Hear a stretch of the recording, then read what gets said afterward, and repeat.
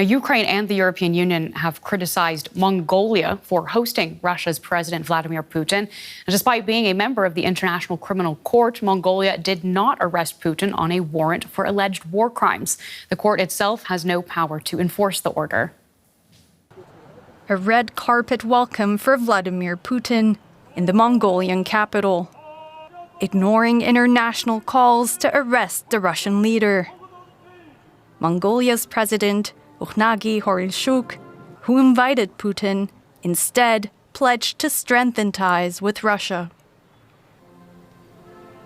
Mongolia is committed to expanding and developing its cooperation with neighboring Russia within the framework of an independent, open and multi-pillar foreign policy that values peace. A democracy for more than 3 decades, Mongolia has built friendly relations with other nations, including the United States and Germany. But it is still heavily dependent on its neighbor Russia. Russia is one of Mongolia's main foreign economic partners. And in the first 7 months of this year, trade turnover has increased by over 21%. A small group of protesters gathered to voice their opposition to the visit. It is Putin's first to a member country of the International Criminal Court since it issued a warrant for his arrest last year. The court accuses Putin of being responsible for the abductions of Ukrainian children. As a member of the ICC, Mongolia is obliged to arrest Putin. But the court itself cannot enforce this. Mongolia's inaction has sparked international concern.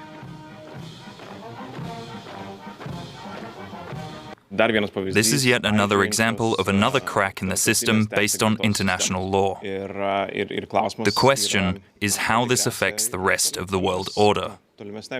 For me, it seems dangerous. This is totally unacceptable, and Lithuania has expressed its resentment to the representatives of the Mongolian government. Despite the mounting criticism, Mongolia, landlocked between China and Russia and reliant on Moscow for energy, believes it has to maintain ties with Russia to survive. And DW's Sergei Satanovskii joins me from Riga, where DW's been operating since Russian authorities closed down our Moscow bureau. Help set the scene for us here. Why did Putin go to Mongolia in the first place? Well, for Russia, it is, of course, some sort of provocation, a propaganda move. And the Kremlin intention here could be to show that Putin is not isolated, and even the countries that are parties to the Rome Statute are welcoming him. And what Russia actually wants to show here with this move, we can maybe read on the Telegram channel of Dmitry Medvedev, who is the chairman of the Security Council of Russia. He called the International Criminal Court and the Rome Statute legally void and, quote, a lousy piece of paper. So Russian propaganda is using this situation to show that the ICC rulings don't matter, which, as they think, would also mean that Putin is not a war criminal and he is not actually responsible for the unlawful deportation of children from occupied Ukrainian territories. But Mongolia is a member of the International Criminal Court. From their perspective, why do you think they did not arrest him? First of all, we know from the president of South Africa that the Kremlin threatened this country with a declaration of war if South Africa were to arrest Putin. And this is, I guess, the least that Mongolia needs now. And what's also worth mentioning is that the Prime Minister of Mongolia said Western sanctions against Russia had a negative impact on his country. And the damage actually ranges from complications in paying Russian companies to the loss of revenues from airlines that used to fly over the country. And talking about what Mongolia actually could get out of this meeting. So before his visit to Mongolia, Vladimir Putin gave an interview to a Mongolian newspaper, and he said Mongolia will have the right to use cheap gas from a pipeline that's going to run from Russia to China through the territory of Mongolia. And previously, Mongolia only wanted to play a transit role in this project, but now it seems that the country is interested in buying cheap gas from Russia. And for more on this story, let's bring in Liz Evenson, the International Justice Director at Human Rights Watch. They're among several groups who are calling for Putin's arrest should he go to Mongolia, as he has done. She now joins me from Washington. So my first question to you is, do you think there will be any consequences for Mongolia for not fulfilling its obligation to cooperate with the court by arresting Putin?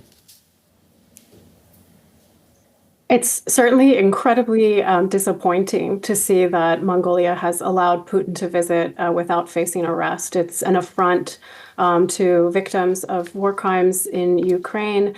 And it's also really damaging, I think, to Mongolia's standing. Mongolia is a member of the ICC. And what's so important and what the International Criminal Court stands for is the idea that it's a community. It's a community of states that agree to work together to ensure that no one is above the law, and that politics, will not triumph over legal obligations. So it's disappointing to see this happening. I would expect that there are already consequences. You've seen some of the condemnation that has come out, particularly from Brussels, from the European Union, of Mongolia's decision to go ahead with this visit, in spite of clear obligations on the part of the country, if Putin is there to arrest him. We'll have to wait and see what other consequences there will be. There is an enforcement process that can take place before the court's judges, and then ultimately with the community of countries that belongs to the ICC, a body called the Assembly of States Parties. I would say that in the past, the Assembly of States Parties has not shown itself willing to take as robust action as you would like, to follow up issues of non-cooperation. But here, I think there's a real opportunity for ICC states parties to look at this problem afresh, and to make clear in the reactions to this visit today, tomorrow, in the months to come, that these arrest warrants matter, and that they can't be defied in this way. There can't be without there being consequences for Mongolia. Well, tell me a little bit more about this possible enforcement mechanism. What exactly might that look like beyond Mongolia just losing face among many countries for not complying? So it could take different forms. There's sort of an official process where the ICC prosecutor could ask the court's judges to actually find that Mongolia was not in cooperation. That would be a judicial proceeding. There would be an opportunity for Mongolia to be heard. And if the judges conclude, which on the face of it, it seems like a relatively clear case that they did not cooperate with the court and that they were under obligation to do so, then they would conclude that there's been non-cooperation, and they would send this to the ICC's Assembly of States Parties, so the 124 countries that belong to the court, for follow-up. And that follow-up, again, we haven't seen that follow-up be as robust as you would want it to be. Ultimately, it's a political context. It would go to, would there be a suspension of Mongolia's voting rights, for example, within that body? Mongolia recently had a judge elected to the International Criminal Court. So it's really actually invested in this community. Would there be some consequences there for being able to put forward further candidates? But I think that's not really what's at the heart of it. What's really at the heart of it is for other ICC countries to make clear their condemnation of this move. International law, to be enforced, it needs to have that constant replenishment, that these arrest warrants cannot just be disregarded. They can't just be put in a drawer. And in some ways, the simple but also most effective way to make that clear is really through the statements, perhaps calling Mongolia's ambassador in different capitals, making it very clear that this is not what's expected of members that belong to the International Criminal Court. And by doing that, saying, well, clearly, we are not going to allow this to happen. We are not going to have Putin on our territories without him facing arrest.